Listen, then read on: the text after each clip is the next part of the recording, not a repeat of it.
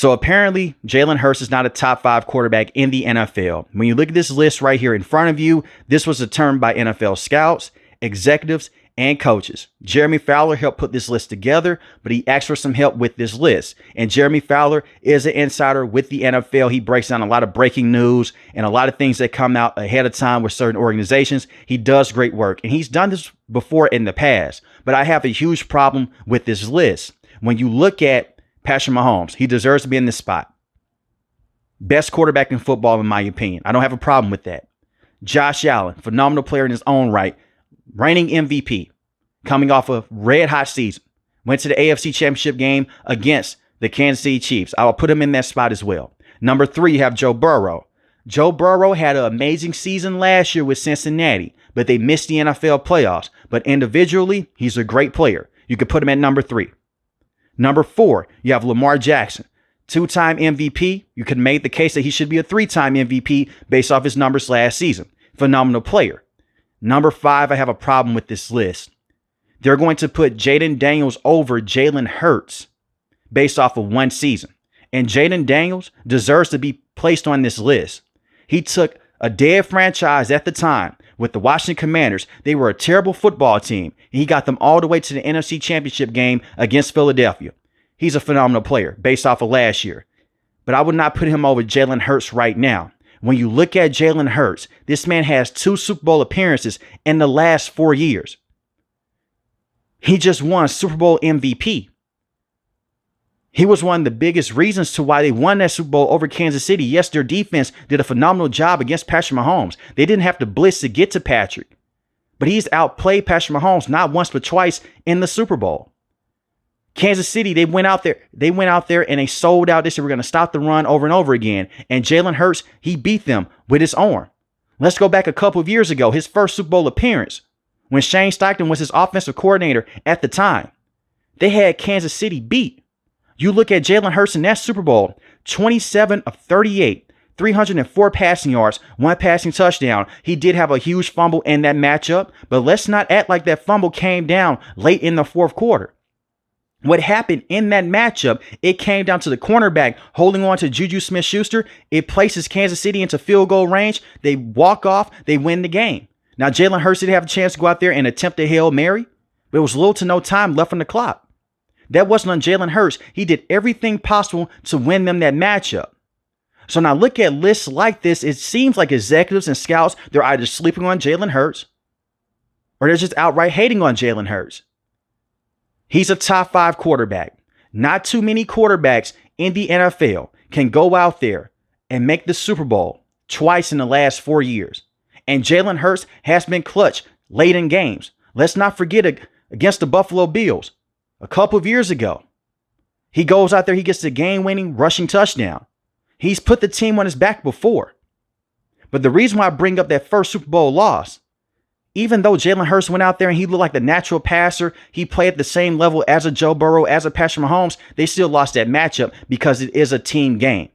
The whole Cam Newton discussion with Jalen Hurts, I don't agree with it. And I don't want to take his words out of context here. He's not saying that Jalen Hurts can't be great, but to put 10 other quarterbacks in front of Jalen Hurts, that's crazy. He didn't even have Jalen Hurts on his top 10 list. I would take Jalen Hurts right now over quarterbacks like Matthew Stafford, who is regressing. When you look at Matthew Stafford, he is still a very good football player. But you look at his numbers, 2023, 24 passing touchdowns to 11 interceptions. 2024, 20 passing touchdowns to 8 interceptions. He's an older quarterback.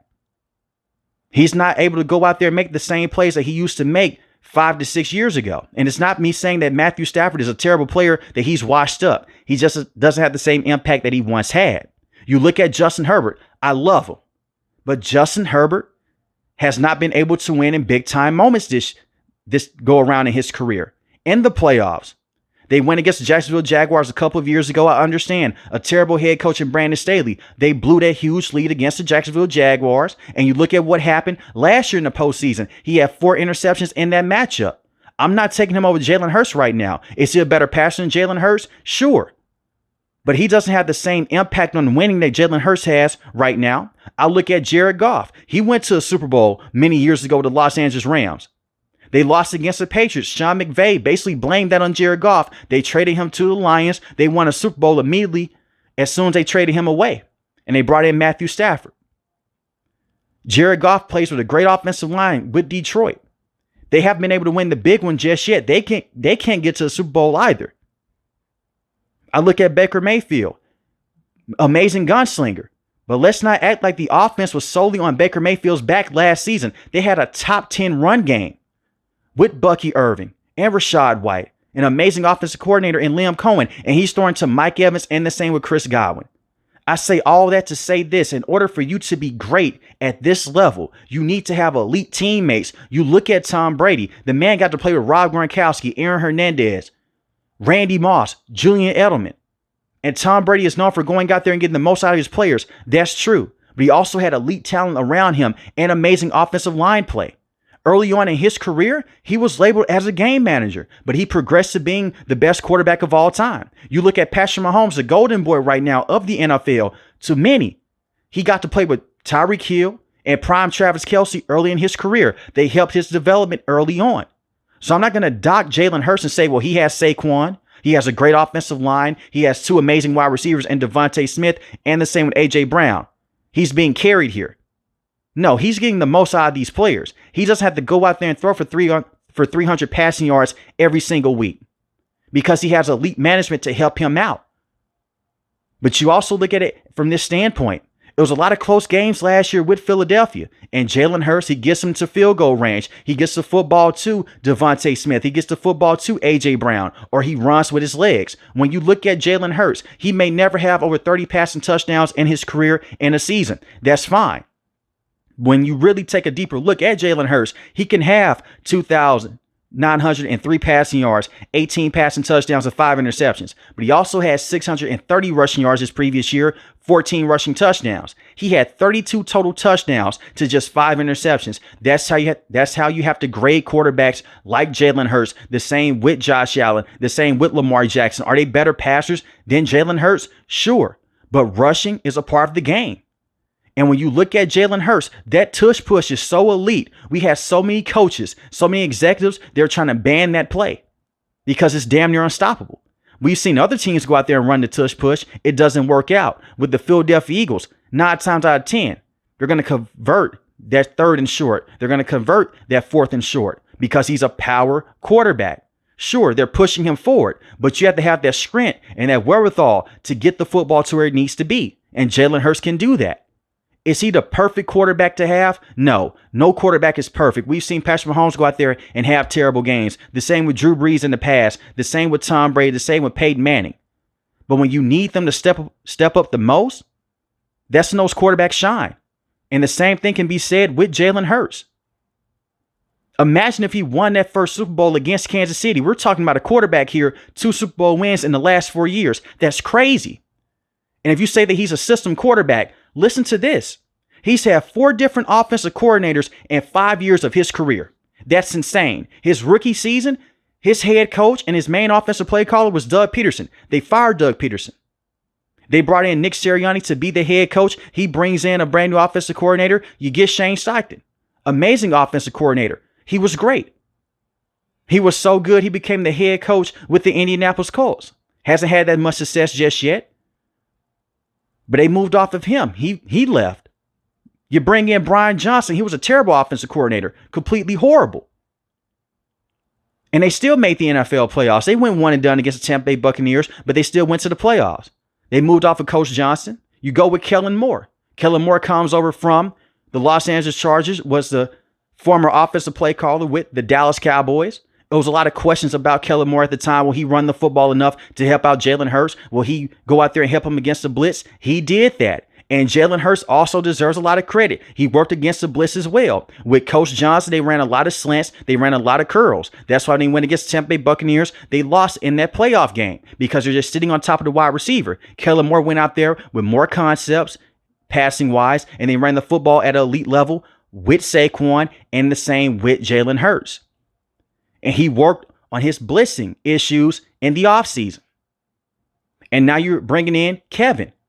We've seen other quarterbacks go out there. They have so many different offensive coordinators. They can't adjust. That's why I put Jalen Hurts in that elite conversation. Does he have a great team around him? Yes. Does he have a great defense on the opposite side? Yes, he does. But I'm not going to come on here and punish a player for being placed into a great situation. So was Tom Brady. He got to play with the best head coach at the time in Bill Belichick. Peyton Manning got to play with great coaches as well. Your job as a franchise quarterback is to go out there and elevate your franchise, and that is what Jalen Hurts has done. Let's not forget about the quarterback that was here before Jalen Hurts. It was Carson Wentz. If Jalen Hurts did not pan out, the Philadelphia Eagles would be screwed right now. But he's worked his butt off over and over again, and I have him as the 5th best quarterback in football. I don't do quarterback rankings, but I had to say something about this. I feel like a lot of people are coming out and they're hating on Jalen Hurts. He's damned if he does, he's damned if he doesn't. If he goes out there and he has 300 passing yards in a matchup, they'll say, hey, he had that fumble against Kansas City. That was a game changer right there. He shouldn't have fumbled the football. And not too many people talk about the holding penalty late in that game. Then when he goes out there and he looks like a quote unquote game manager in the Super Bowl rematch against Kansas City, so many people come out and they say, well, Saquon carried him the entire season. It's not hard for him to throw the football to A.J. Brown and Devontae Smith. We've seen a lot of quarterbacks in the past have great weapons around them, but yet they will go out there and they'll hold their team back. Look at Blake Bortles. Many years ago, the Jacksonville Jaguars, they had the best defense in football. They had Leonard Fournette, but Blake Bortles was terrible. He held the team back. This is the hardest position, in my opinion, to play in football. Maybe the cornerback position can go out there and you have an argument for that position because that's tough as hell with the wide receivers in today's game. But it's so much that you have to worry about as a quarterback. Blitz protection, sliding protection to the left or to the right, getting the right cadence down, your timing, your anticipation.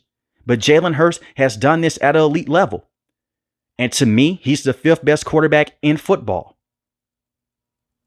And I feel like he's most definitely a top 10 quarterback to have. It's not too many quarterbacks on this list that have been to a Super Bowl or have even won a Super Bowl. And it's not all on the quarterback. At the end of the day, it is a team game. But Jalen Hurts has went out there and he's proven that he is one of the best quarterbacks in the game. I remember all the things that he had to go through at Alabama when they benched him in favor of Tua. Then they place him back out there. He helps out Alabama. He goes to OU. Becomes a very good passing quarterback at the time with Lincoln Riley at the college level, but there was still a lot of concerns with him. He got to sit down majority of his rookie season behind Carson Wentz, and they took a chance on him. He's not a system quarterback. They've built this team around him, and this is what elite organizations do.